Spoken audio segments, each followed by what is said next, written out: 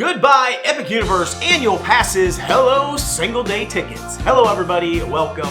For months, we've all been waiting with bated breath for Universal annual passes to add Epic Universe to the mix. But now it looks like we might just have to wait a bit longer.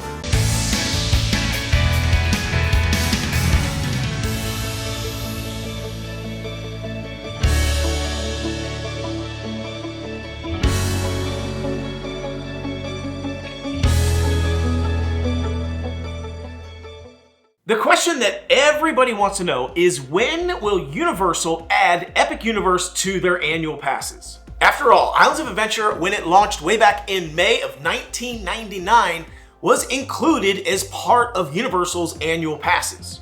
They didn't have any special single day ticket fiasco.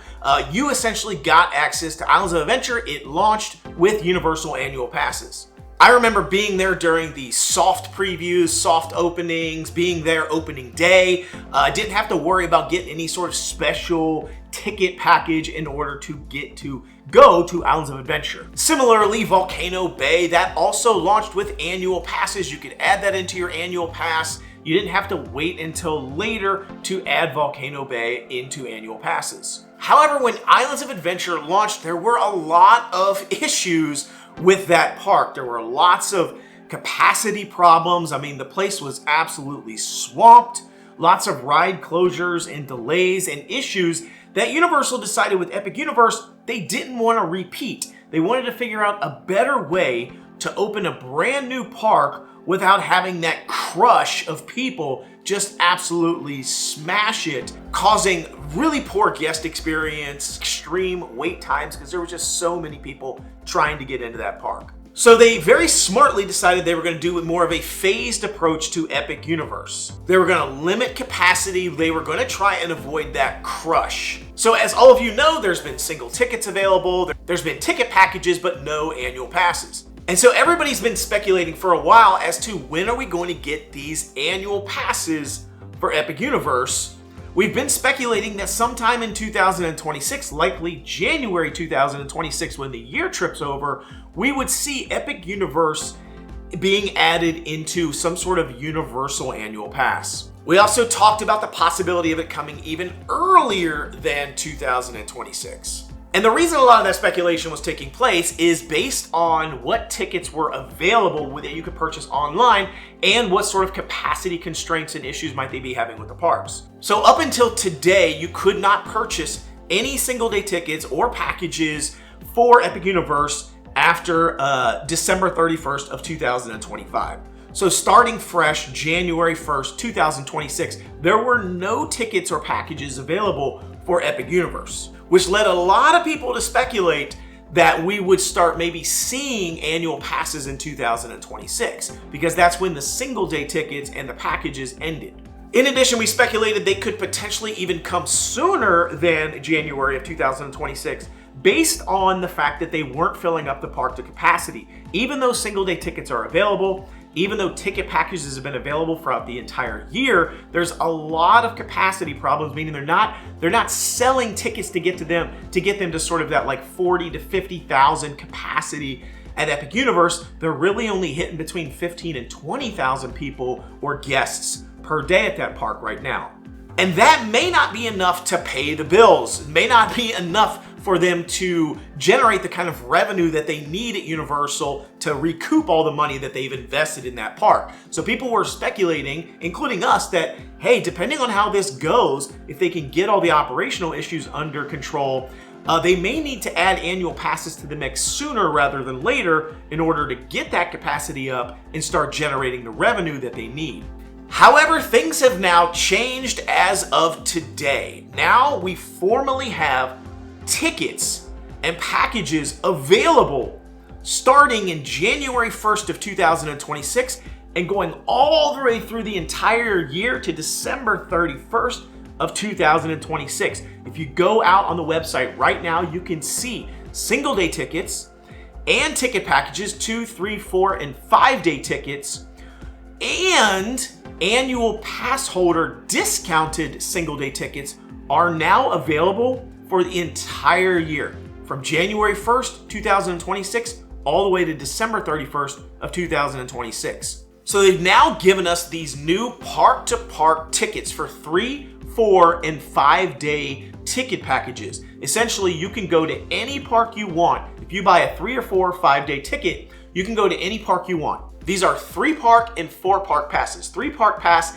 is Universal Studios, Islands of Adventure, and Epic Universe, and a 4 park pass just includes Volcano Bay. So you can buy these tickets now and then go to any of those at any point. So if you want to use all those on Epic Universe, you can. There's no restrictions. Now, single day tickets and 2-day tickets have restrictions. Single day ticket, you have to purchase specifically for Epic Universe, and then a 2-day ticket, you can use it on one other park, but only one of those 2 days can be used at Epic Universe. Now, for any of the park packages that include Volcano Bay, there's no tickets available past like middle of October, because that's when Volcano Bay essentially shuts down for the rest of the year. So that would be why you see no tickets available at that sort of back half of October, November, December for 2026 if you have that 4 park pass selected.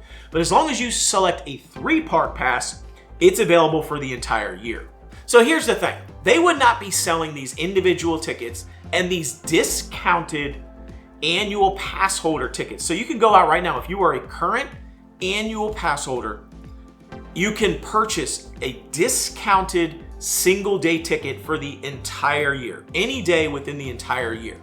They would not be selling these tickets if they were expecting to release annual passes. There's really just no way. It doesn't really make sense, because anybody who goes out and purchases a single day discounted ticket as an annual pass holder, and then they later add annual passes in 2026, is going to be asking for a refund. Like, there's no way that anybody's going to be like, hey, never mind, I don't want these single day tickets, I want the annual pass. They're going to go buy the annual pass, they're going to upgrade, and then they're going to ask for refunds on their single day tickets. Same thing with 3, 4, and 5-day packages.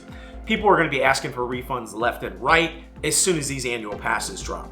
People are going to be super upset and ask for refunds. If they can't get a refund, they're going to be hacked off because they didn't get to purchase an annual pass and they already paid for all these tickets. They're basically going to be screwed. So I don't really see that making a lot of sense. So the question is, why are they doing this? Why aren't they adding them to the annual passes? Let's talk a little bit about the guest experience.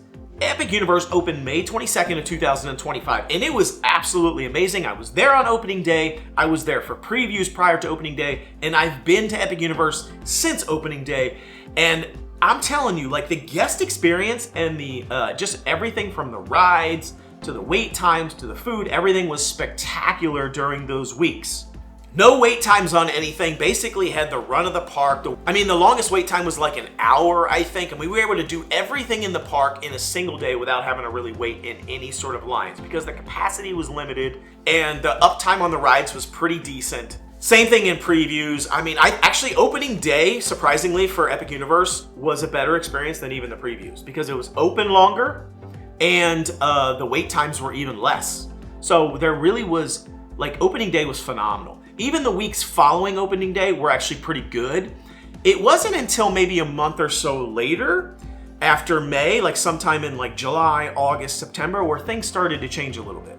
As they started raising capacity in the park, sort of allowing more and more tickets to be sold, things have shifted quite dramatically. I recently did a video where I kind of go by all the numbers. I'll link to that below. Check it out if you want to know all the numbers, all the data behind what's really happening at Epic Universe. You can judge for yourself if you think things are positive or trending in the right direction, but I just basically go through all the numbers objectively and showcase what's really happening at Epic Universe right now. So in that video, I talked about Google reviews, I talked about TripAdvisor reviews, I talked about the wait times people were experiencing in the park, and I talked about the attendance number that Epic Universe is getting. And overall, if you look at the numbers just at a high level, right now, some of the reviews are sort of trending in the wrong direction. The wait times are extremely high, especially on specific attractions like the Minecart Madness Donkey Kong experience there in Super Nintendo World. The wait times are just absolutely out of control. They are rivaling any wait times in the history of any theme park ever. And the attendance numbers for the park are about half or less than half of what the capacity of the park is supposed to be. So there are a couple of possibilities as to why they're not adding annual passes yet. One of them is they just can't handle the influx of capacity. They are at capped capacity right now at around 15 to 20,000 because the wait times and the operations of the park just aren't there yet. That's a possibility. Again, I'm not saying that is the case. I'm saying this is one feasible possibility as to why, that they're just not ready to open up annual passes yet because they can't get the uptime they need. They can't get the throughput on the attractions that they need, meaning they just can't get the capacity moving on some of these attractions fast enough. And so the wait times are just absolutely out of control. You still have rides that are going down for large chunks of time, or even the entire day an attraction is just shut down. So because of that, if they were to increase the amount of people going to the park right now, the guest experience is just going to completely plummet. I mean, the wait times being what they are, with 15 to 20,000 guests, now imagine doubling the number of guests. It's going to be out of control. I mean, you're going to be waiting hours for food. You're going to be waiting hours for rides and attractions. You're going to wait hours for meet and greets. You're going to wait hours to see a show. It will be a really difficult situation. I think people would just be pretty upset. The second possibility is that none of that at all matters, and what actually does matter is their revenue is good. It's very possible that they're just looking at the numbers and they're going, despite the fact that we're not hitting the capacity that we need, our revenue looks solid, looks rock solid.